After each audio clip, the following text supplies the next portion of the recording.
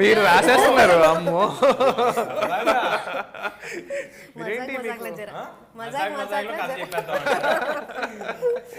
మీరు నెక్స్ట్ సినిమాకి డెఫినెట్ గా మీ ఇన్పుట్స్ కూడా తీసుకుంటాం రైటింగ్ లో. కానీ వన్ గుడ్ థింగ్ ఆవిడ మొత్తం హోంవర్క్ చేసి వచ్చారా? Very impressed.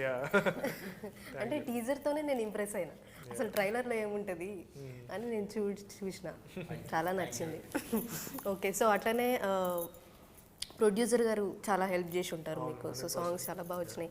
సో అట్లాగే ఈ రిలీజ్ డేట్ గురించి అందరూ అడుగుతున్నారు, సో మీరే చెప్పాలి తేజ గారు. సో రిలీజ్ అంటే చిన్నప్పుడు మహేష్ గారితో వర్క్ చేశారు, చాలా హీరోస్తో వర్క్ చేశారు, వెంకటేష్ గారితో వర్క్ చేశారు, నాగార్జున గారితో వర్క్ చాలా హీరోస్తో వర్క్ చేశారు, అవన్నీ ఉన్నాయి కదా, చాలా హీరోస్తో వర్క్ చేశారు. ఆ హీరో ఇప్పుడు హీరోస్గా వర్క్ చేస్తున్నారు, వాళ్ళతో ఇన్ ఏ హెల్దీ వే, వాళ్ళతో కాంపిటీషన్గా. సో వాళ్ళ సినిమా అప్పుడే రిలీజ్ అవుతుంది, మీ సినిమా కూడా. సో ఎట్లా అనిపిస్తుంది మీకు? అసలు ఒక 1% కూడా మనం కాంపిటీషన్ అని కానీ ఇన్ ఏ హెల్దీ వే కాదు, అది కూడా నాకు లేదు. నాకే కాదు, నాకు వీళ్ళందరూ పర్సనల్గా పరిచయం, ఆ పెద్దవాళ్ళ గురించి కాదు, నా తోటి వాళ్ళు కూడా అందరూ ప్రోత్సహించి భుజం తట్టి ప్రోత్సహించే వాళ్ళే తప్పితే మాలో మాకు it is only collaboration, there is no competition.